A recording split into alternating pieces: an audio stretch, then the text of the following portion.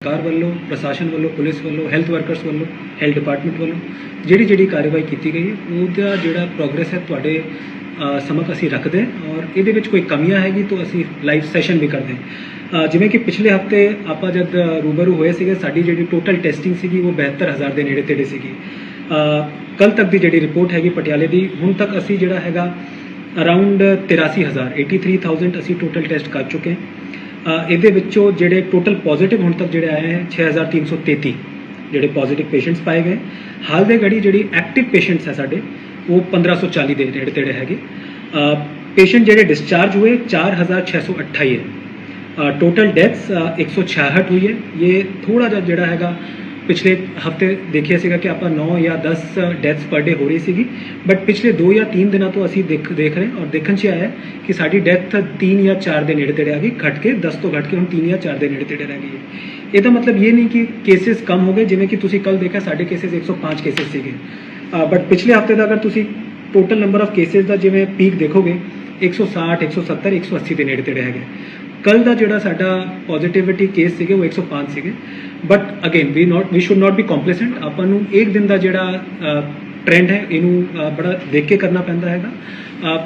हो सकता है कि अगले एक हफ्ते च कम भी आ जाए थोड़ा बढ़ भी जाए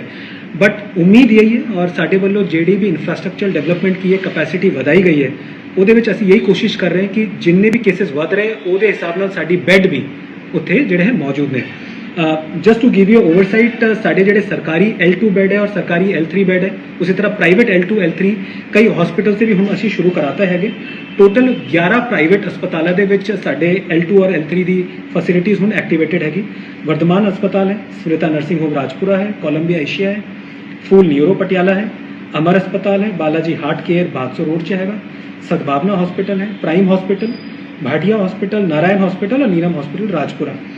just to give you overview ਜਿਹੜੇ सरकारी L2 है हाले उत्थे सिर्फ 24% ऑक्यूपेंसी है बट L3 81% ऑक्यूपेंसी हुई है अपने सरकारी दे विच उसी तरह प्राइवेट L2 बैड की जी सैचुरेशन हैगी 69% भरे हुए हैं और L3 ਜਿਹੜੇ ਬੈੱਡ ਹੈਗੇ ਪ੍ਰਾਈਵੇਟ ਦੇ ਵਿੱਚ 49% ਭਰੇ ਹੋਏ तो ਹਾਲੇ ਵੀ ਸਾਡੇ ਕੋਲ ਬੈਡਸ ਅਵੇਲੇਬਲ ਹੈ ਮੈਂ ਲੋਕਾਂ ਨੂੰ ਬਸ ਇਹੀ ਅਪੀਲ ਕਰਦਾ ਜੀ ਜਦ ਵੀ ਤੁਹਾਨੂੰ ਕਿਸੇ ਤਰ੍ਹਾਂ ਦੇ ਵੀ ਸਿੰਪਟਮ ਹੈ ਪਲੀਜ਼ ਟੈਸਟ ਕਰਾਓ जितनी जल्दी तुसी अपना टेस्ट कराओगे उन्नी जल्दी असी डिटेक्ट करांगे कि तुसी पॉजिटिव और नेगेटिव हो पॉजिटिव अगर हो तो एसिम्टोमैटिक हो तो तुहानू असी कोशिश ये करांगे अगर तुहाडे घर च सारी फैसिलिटीज़ हैगी तो होम आइसोलेशन दे विच रखवा देवां अगर तुसी माइल्डली सिम्टोमैटिक हो तो लेवल 2 च ले आने असी और अगर थोड़े जे क्रॉनिक हो थोड़ा जिहा इशू है तुहाडी सेहत दे विच असी L3 ते ले जांदे आज पिछले हफ्ते भी असी थोड़ी जी खुल के गल कीती सी आज भी थोड़े जे इंपॉर्टेंट कुछ इशू देखने नूं आए एक हफ्ते दे विच काफ़ी र्यूमर मॉन्गरिंग जी है सोसाइटी के चल रही है लोगों के चल रही है और बहुत आम है जी मैं भी मेरे पेरेंट्स बाहर रहते असी समझ सकते कितनी इनसिक्योरिटी होंगी है बट इस वक्त मैं पिछली बार जिस तरह तुहानू जिहड़ा हैगा कोशिश ये की सी और बड़ा चंगा रिस्पॉन्स आया लोगों के वालों प्लीज़ जो भी कोई न्यूज़ आती है जो भी कोई इन्फॉर्मेशन आती है किसी भी मीडियम से उन्होंने प्रोसैस जरूर करो जिमें कि आपां नूं देखण च आया है कि ऑर्गन ट्रांसप्लांट की ऑर्गन निकालण की गल चलती है ये पॉसीबल ही नहीं है जी 200% पॉसीबल नहीं है तुसीं देखिया मंडे नूं साडे जिहड़े कोविड के इंचार्ज है राजेंद्र हॉस्पिटल सुरभि मलिक ने भी दस्सिया है इस तरह की भी कोई घटना ना तो वापर सकती ना असी होने ही नहीं देवांगे जी तो इस तरह की अगर कोई गल करता उन्होंने उत्थे ही स्नब करो दूजा आपां नूं ये भी देखण च आया जी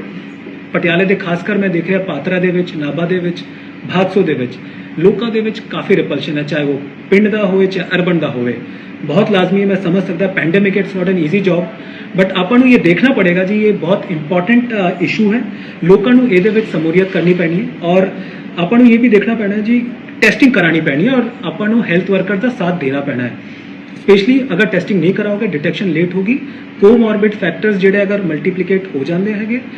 फर्टैलिटी उन्नी ज़्यादा बच जाती हैगी तो मेरा तुहाडे माध्यम से तुहाडे थ्रू लोगों को यही अपील करना चाहना जी अपने पिंडा च लोगों को थोड़ा मोटिवेट करो होम आइसोलेशन का प्रावधान हैगा हुण तुसीं घरे रह सकते हो टेस्ट कराने से फायदा यह है कि तुहानूं फटाफट ये पता लग जाता कि तुहाडा प्रेजेंट स्टेटस ऑफ हैल्थ की है कोशिश ये करांगे जी हैल्थ आइसोलेशन जो आइसोलेशन फैसिलिटी है होम आइसोलेशन उन्होंने असीं बढ़ चढ़ के बढ़ावा दे रहे जिथे तुहाडे कोल फैसिलिटी नहीं है उत्थे असीं कोविड केयर सेंटर जो मेरिटोरिया स्कूल च बनिया अगर थोड़ा बहुत सिम्टोमैटिक हैगे तुसीं असीं यही आस करते कि तुहानूं L2 च ला के फटाफट तुहाडा जिहड़ा हैगा हैल्थ फैसिलिटीज़ दे के तुहानूं घर वापस भेजिए तो मैं अगेन जी बहुत इंपॉर्टेंट है, I think testing has to be done and ये बहुत सीरियस कंसर्न है कि पिंडा च मते लोग पा रहे, there might be XYZ reasons, but कोई भी रीजन किसी दी लाइफ तो उत्ते नहीं बढ़ के नहीं। ਤੁਹਾਡਾ ਸਮਾਜ ਹੈ, ਤੁਹਾਡੇ ਬੱਚੇ, ਤੁਹਾਡੇ ਬਜ਼ੁਰਗ ਉੱਥੇ ਰਹਿੰਦੇ, ਅਗਰ ਕੋਈ ਵੀ ਪੋਜ਼ਿਟਿਵ ਕੇਸ ਖੁੱਲਾ ਰਹਿ ਜਾਂਦਾ ਹੈਗਾ, ਹੀ ਹੈਜ਼ ਦ ਪੋਟੈਂਸ਼ੀਅਲ ਕਿ ਦੂਜੇ ਲੋਕਾਂ ਨੂੰ ਵੀ ਜਿਹੜਾ ਉਹ ਇਨਫੈਕਟ ਕਰਨ। ਇਹ ਸਾਡੀ responsibility as a responsible citizen. मैं कोशिश ये करांगा कि इस बार मैं कुछ पिंडा च जावांगा भी, कोशिश ये करांगा लोगों को रूबरू भी रहिए। बट दो तीन चीज़ें जी, सरपंच साहिबान को मैं ये अपील करना चाहना जी कि देखो तुसी अपने पिंड दे सब तो मुखी हो, सब तो बड़े हैड हो, कोशिश ये करो अपने पिंड च अगर इस तरह की कोई घटना वापरती है, लोग थोड़े रेजिस्टेंस है, तुहाडे थ्रू फर्स्ट एक्ट होना चाहिए हैगा। उसी तरह ਜਿਹੜੇ अर्बन वार्ड है, चाहे कमेटी ਦੇ चाहे कॉरपोरेशन ਦੇ, ਸਾਡੇ काउंसलर ਸਾਹਿਬਾਨ ਸਾਡੇ ਨਾਲ ਜੁੜੇ ਨੇ, ਅਸੀਂ ਨਾਲ ਹੁਣ NGOs ਨੂੰ ਵੀ ਜੋੜ ਰਹੇ ਹਾਂ। ਤੁਸੀਂ ਦੇਖੋ ਪੁਰਾਣੇ ਟਾਈਮ 'ਚ ਸਾਂਝੀ ਸੱਥ ਹੁੰਦੀਆਂ ਸੀਗੀਆਂ, ਜਦੋਂ ਅਸੀਂ ਪਿੰਡ 'ਚ ਵੜਦੇ ਸੀਗੇ ਉੱਥੇ ਸੱਥ ਹੁੰਦੀ ਸੀਗੀ, ਉੱਥੇ ਬਜ਼ੁਰਗ ਬੈਠਦੇ ਸੀਗੇ ਔਰ ਪਿੰਡ ਦਾ ਜਿਹੜਾ ਚੰਗਾ ਭਲਾ ਕੋਈ ਬੁਰੀ ਗੱਲਾਂ ਹੁੰਦੀ ਸੀਗੀ ਉੱਥੇ ਉਹਨੂੰ ਸੌਟ ਆਊਟ ਕਰਦੇ ਸੀਗੇ। आज वो वक्त है, आज वो टाइम है जब वो बुजुर्ग बढ़ चढ़ कर अपने पिंडा की ਜਿਹੜੀ ਲਗਾਮ ਹੈ, ਜਿਹੜੀ ਬਾਗਡੋਰ ਹੈ, ਉਹ ਸੰਭਾਲਣ ਸਰਪੰਚ ਦੇ ਨਾਲ। ਕੋਸ਼ਿਸ਼ ਇਹ ਕਰੇ ਬੱਚਿਆਂ ਨੂੰ, ਬਜ਼ੁਰਗਾਂ ਨੂੰ ਤੇ ਆਪਣੇ ਯੂਥ ਨੂੰ ਨਾਲ ਲੈ ਕੇ ਜਿਹੜਾ ਹੈਗਾ ਉੱਥੇ ਟੈਸਟਿੰਗ ਕਰਨ। ਅਗਰ ਕਿਸੇ ਤਰ੍ਹਾਂ ਦਾ ਵੀ ਕੋਈ ਉੱਥੇ ਤੁਹਾਨੂੰ ਲੱਗਦਾ ਕੋਈ ਸਿੰਪਟਮ ਆ ਰਿਹਾ, ਮੈਂ ਬਹੁਤ ਜ਼ਿਆਦਾ ਨਹੀਂ ਕਹਾਂਗਾ ਜੀ, ਬਿਕੋਜ਼ ਤੁਸੀਂ ਸਾਰੇ ਸਿਆਣੇ ਹੋ, ਸਾਰੇ ਰਿਸਪੌਂਸਿਬਲ ਸਿਟੀਜ਼ਨ ਹੋ, ਬਟ ਸਾਂਝੀ ਸੱਤ ਮੈਨੂੰ ਇਹ ਲੱਗਦਾ ਹੈ ਕਿ this can go a very important mission in respect to villages. ਹੁਣ ਕੁਝ ਕੁਐਸਚਨਸ ਹੈ ਜੀ, बहुत ज़्यादा क्वेश्चन तो इस बार आए नहीं है, बट मैं स्पेसिफिक टू कोविड क्वेश्चन ਨੂੰ एंटरटेन करांगा।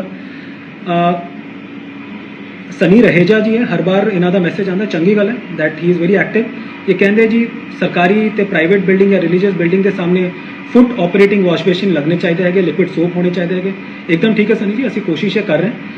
हुण तक अगर मैं कितने भी किसी ऑफिस से जाता है, कोशिश यही है कि उत्थे जिहड़ा हैगा सैनिटाइजर हैगा, साबुन है। हाँ, फुट ऑपरेटिंग वॉशबेन का भी असी रिव्यू कर लाँगे और तुहाडा जिहड़ा है ये सजेशन सर मत्थे।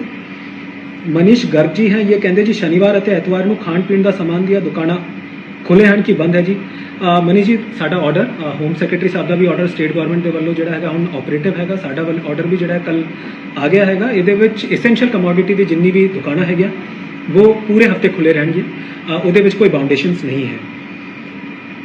परमीत सिंह जी है जी, ये कहते जी some SHOs are forcing kirana store to remain shut on Sunday, इस kirana store are not included in essential item.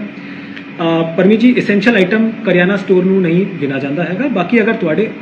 Kirana store च अगर किसी तरह की भी कोई एसेंशियल कमोडिटी है, साढ़े फूड सप्लाई डिपार्टमेंट के वालों एक एक्ट है, वो सारा कुछ नोटिफाइड है। अगर उस एक्ट के अंदर कोई भी सामान जोड़ा है तुहाडे करियाना स्टोर च है, then it becomes an essential item shop, otherwise नहीं जी। अदरवाइज तुहानू फ्राइडे तक 6:30 तक की छूट है, उसके बाद तुहानू बंद करनी पड़ेगी जी। इंदरजीत सिंह जी है जी, ये कहते हैं जी DC साहब पटियाला के शराब के ठेके के शटर विच चोर खिड़की है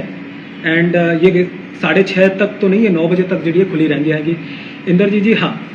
कई ठेके है जी, वैसे तो सरकार की जी ऑर्डर है कि 6:30 वेंड के जोड़े है 6:30 तक हर दिन खुल सकते हैं। उसके बाद अगर खुलता है तो असी हुण सैक्टर मजिस्ट्रेट का मॉडल एक्टिवेट किया, साढ़े SHO साहिबान को असी एक्टिवेट किया। कोशिश यही रहती 6:30 तक बंद करते, अगर कोई नहीं करेगा तो एज पर एक्ट असी एक्शन लेवांगे। उसी तरह सतनाम सिंह जी हैं जी, ये कहते वीकेंड लॉकडाउन के एसेंशियल शॉप सैटरडे